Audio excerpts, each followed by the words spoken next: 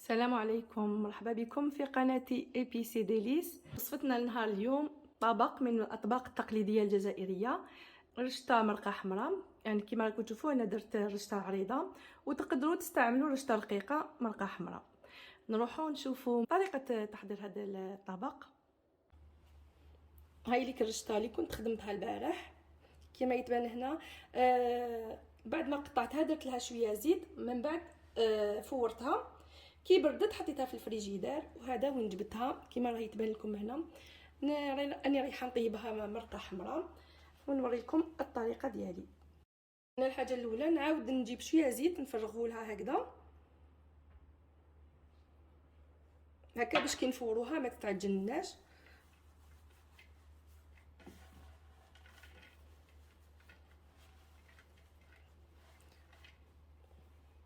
هنا نجيب الكسكاس ونحطها داخلو، بصح ما نديروهاش كامل على خطره، نفورو بالكميه صغيره هكا باش ما تتعجنناش. فوالا نديرو نص في الكسكاس هكذا كما هو باين هنا.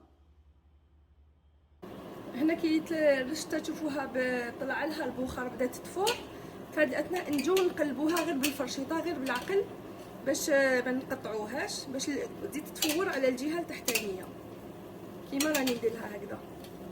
بسم الله، فوالا هكذا. وما شحال تدي بزاف الوقت باش تفور، واحد 10 دقائق وهي تكون فارت هكا.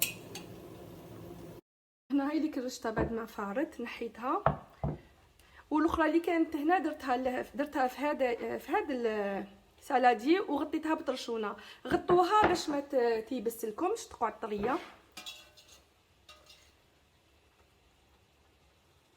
هنا كيما راكم تشوفوا نحلها غير بالعقل هكا ونخليها تبرد. انا الرشته كي تكون جديده كيما قلت لكم خدمتها البارح، ما ندير لها حتى قطره تاع الماء باسكو راهي طريه. في الاخر نشربها غير بلا صوص، خليها هكا تبرد. وراني حطيت اللي قعدت لي راهي تفور. هنا بعد ما فار الجزء الثاني هاولي كيف نحيه. هنا بالنسبه للملح ما قلت لكمش باسكو ما درت لهاش الملح، ما نزيد لهاش لاني عجنت لاباط بالملح.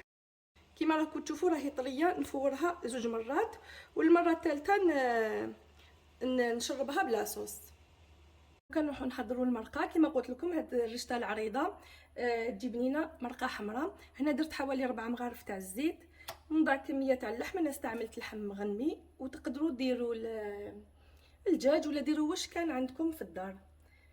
هنا عندي حبه بصل كبيره اللي كنت رحيتها، ولا البصل تاعكم صغير ديروا 2 حبات. هنا نخلو اللحم يتقلى مع البصل، نخليه يتقلى شويه، من بعد نوضع عليه التوابل. كما راكم تشوفوا بعد ما تقلى البصل واللحم شويه، في هذه الاثناء نجي ونضيف عليه حوالي 3 حبات طوماطيش اللي تكونوا تسكرفجوهم ورابيوهم تسكرفجوهم هكذا. ونزيد له حوالي مغرفه كبيره تاع طماطم مصبره، ونضيف عليه نص مغرفه تاع الفلفل الاحمر اللي مرحي، فلفل حلو هدايا.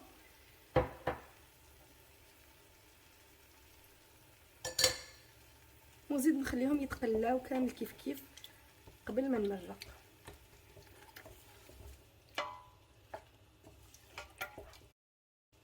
نوضع توابل. هنا عندي كميه تاع الملح. هذاك الفلفل اللي لا ما عندكمش ماشي لازم، تقدروا تستغناو عليه، ديروا غير مغرفه ونص طماطم مصبره. شويه فلفل كحل، فلفل عكري ولا بابريكا، وندير رشه صغيره تاع القرفه.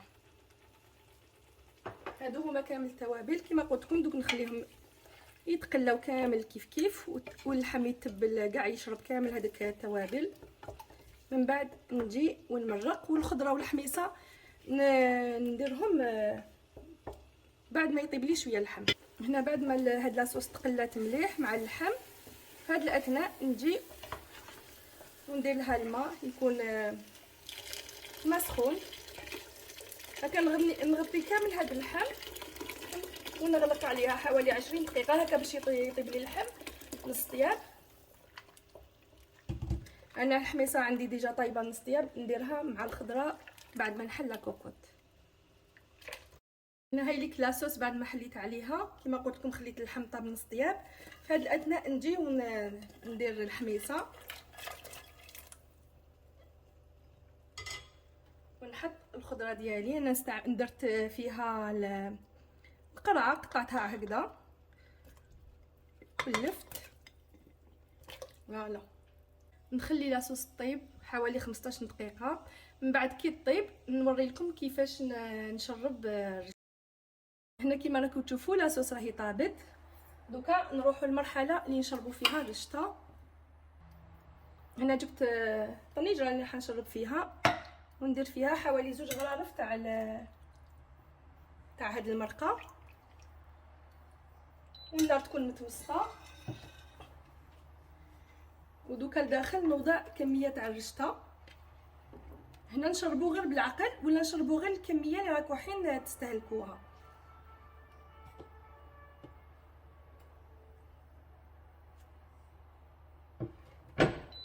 فوالا بهذه الطريقه. هنا باش ما تتقطعناش نديروا لها غير هكذا كيما راكم تشوفوا، ولا بالفرشيطه نجيبوا 2 فرشيطات ونقلبوها.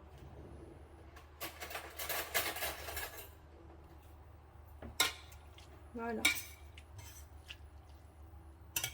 هنا نزيد كميه تاع الرشطه.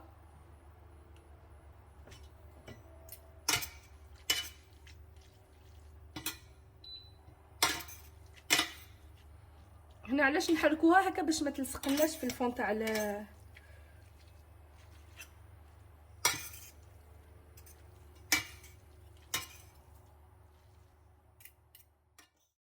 فوالا. هذه هي الطريقه اللي نشربوا بها الرشطه. دوكا انا نسقيها في صحن التقديم ونوريها لكم.